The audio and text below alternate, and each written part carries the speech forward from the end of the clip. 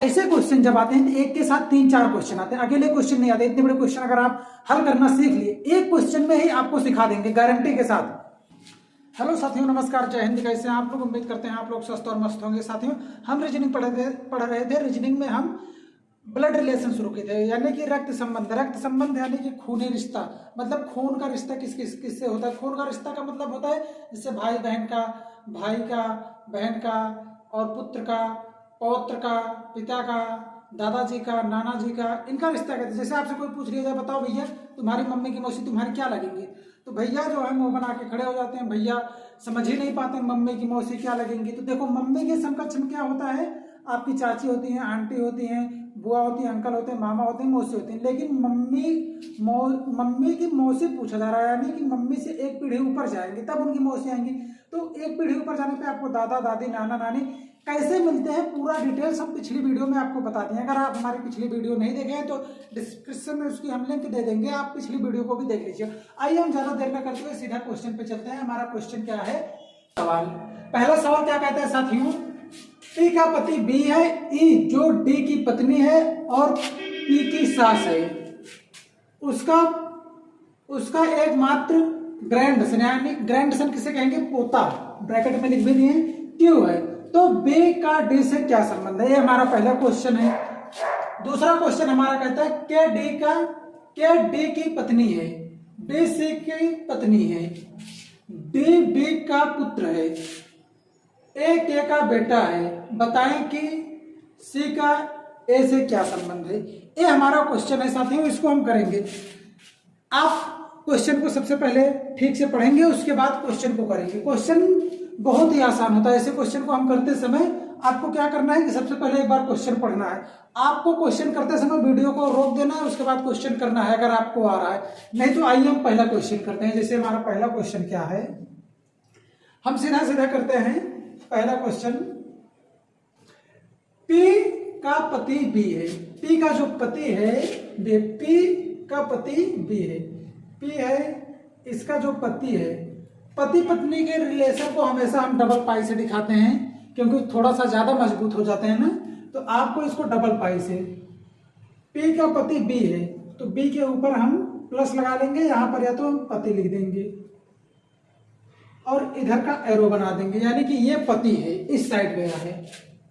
अब देखिए, ई जो डी का पति है और पी की सास है। पी की सास कौन है? ई है।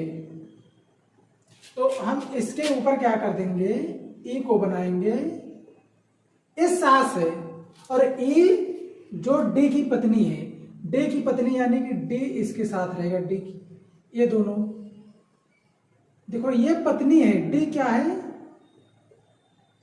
पत्नी है, और साथियों ये पति है, ई जो है पति है, ई जो है पी की सास है, ई जो है ये देखो ये पत्नी है।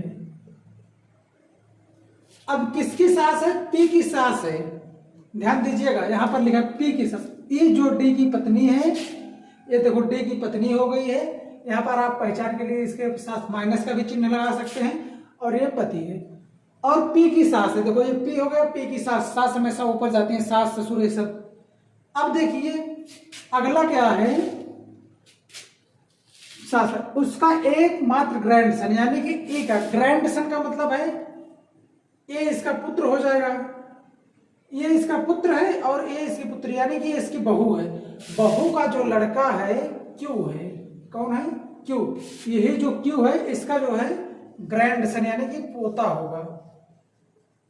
अब लेकिन पूछा क्या है, बी का डी से हमेशा से का की ओर चलते हैं, यानी कि ये जो बी है क्या लगेगा, बी जो है डी का क्या लगेगा, हमेशा देखो डी का बी क्या लगेगा। ये इसकी पत्नी है, पत्नी का ये पतोहू है जिसको हम बहू कहते हैं, और ये देखो बी है, तो ये इसका क्या लगेगा साथियों, ये इसका बेटा लगेगा। अब पी की सास है तो इससे तो ये पति पत्नी हो गए, और ये सास है और ये उनके पति हैं, यानी कि इनके ससुर हो गए। ससुर का संबंध इससे क्या हो जाएगा, बेटा से हो जाएगा साथियों। उम्मीद करते हैं आपको पहला सवाल अच्छे से समझ में आया होगा। अब हम बात करते हैं दूसरे सवाल की। दूसरा सवाल क्या कहता है उसको भी हम देख लेते हैं। के डे की पत्नी है, जो के है डे की पत्नी है, ये देखो डबल, एक के जो पत्नी है, इसके साइड करके हम पत्नी का भी लगा सकते हैं।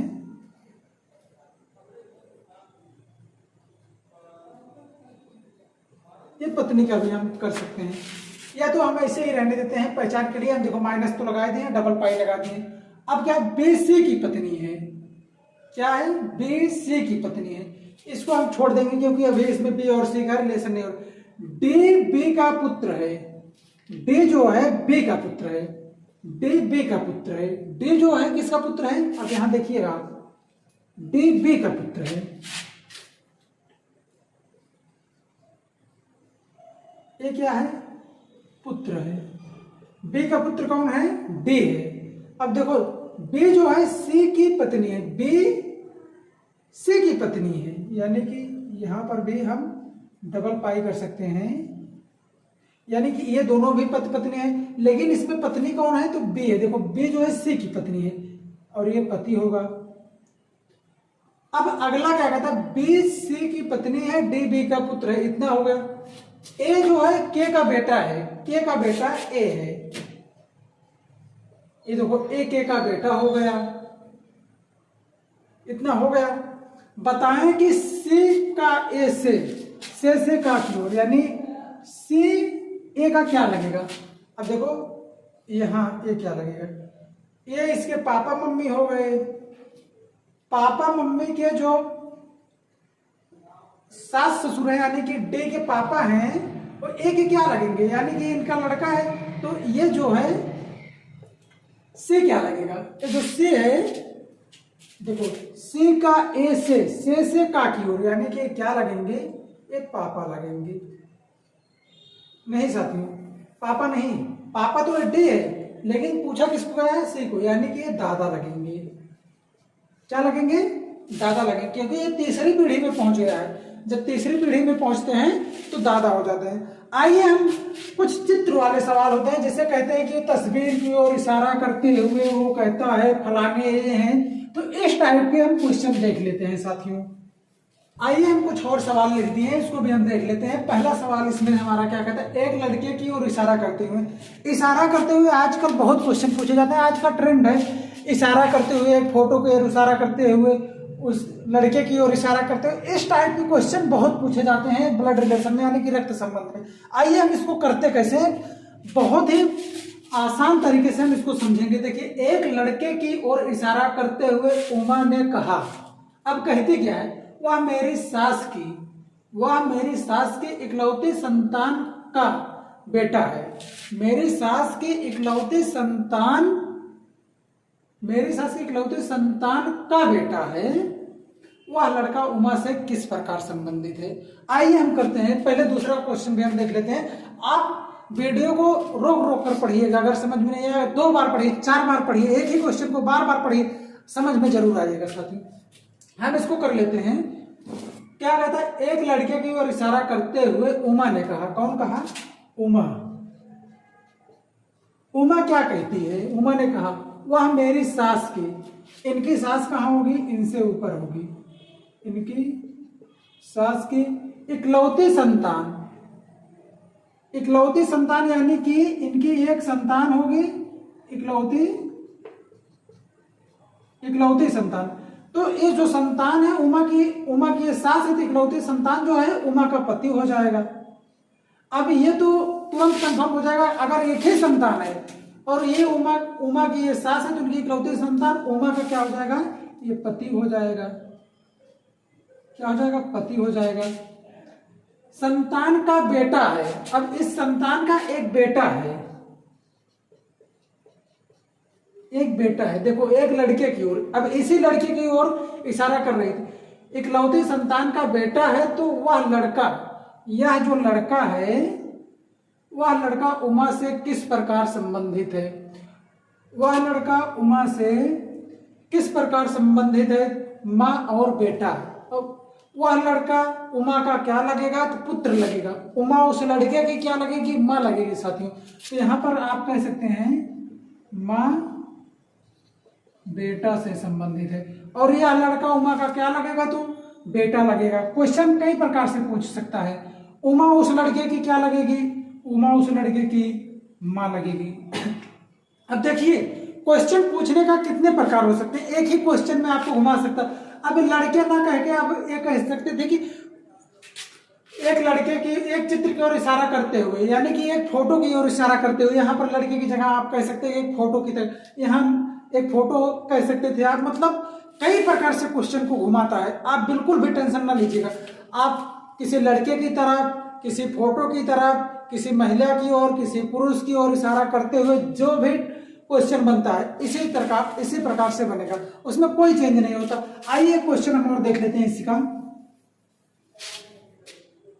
लिखा क्या गया है। सबसे पहले देखेंगे, सोमू ने मंगल से कहा। कौन कहता है, सोमू क्या कहता है, तुम मेरे नाना के बेटी के पति हो, दूसरे, अब यहां देखना, दूसरे बेटी के पति के बेटे हो, दूसरे बेटी के पति के बेटे हो। ये चीज महत्वपूर्ण है इसमें।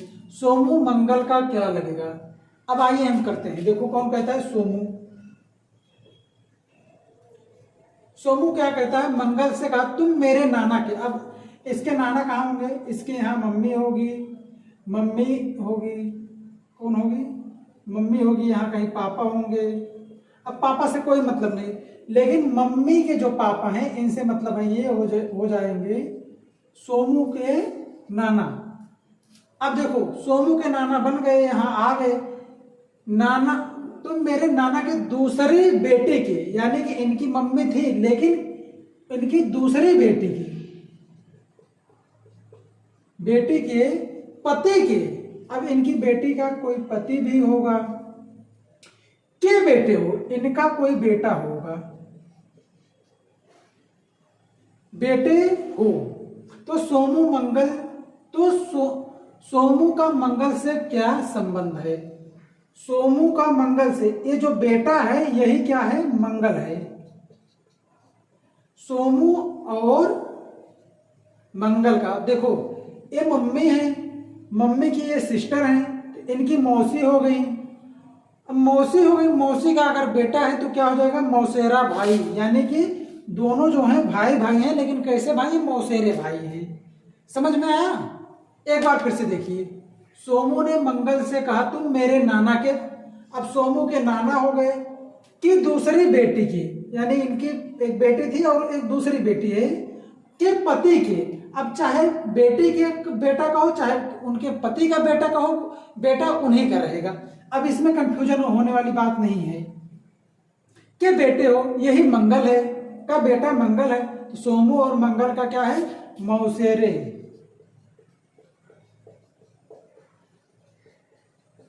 मौसेरे भाई है। आइए साथियों, कुछ एक और नया ट्रेंड है क्वेश्चन पूछने का ब्लड रिलेशन में। a प्लस बी का अर्थ है ए बी। ये हमारा क्वेश्चन है, ये निर्देश दिया गया है, ये क्वेश्चन है, इसको हल करना है, उसके बाद 2 आंसर देना है। अब क्या होता है कि इसमें जब निर्देश देता है, ऐसे क्वेश्चन जब आते हैं तो एक के साथ 3-4 क्वेश्चन आते हैं, अकेले क्वेश्चन नहीं आते। इतने बड़े क्वेश्चन अगर आप हल करना सीख लिए, एक क्वेश्चन में ही आपको सिखा देंगे गारंटी के साथ। एक ही क्वेश्चन में आप इसको करना सीख जाएंगे, और ऐसे क्वेश्चन अगर आप करना सीख जाएंगे तो पेपर में आता है 2-3 क्वेश्चन आता है। आइए हम इसको करते हैं।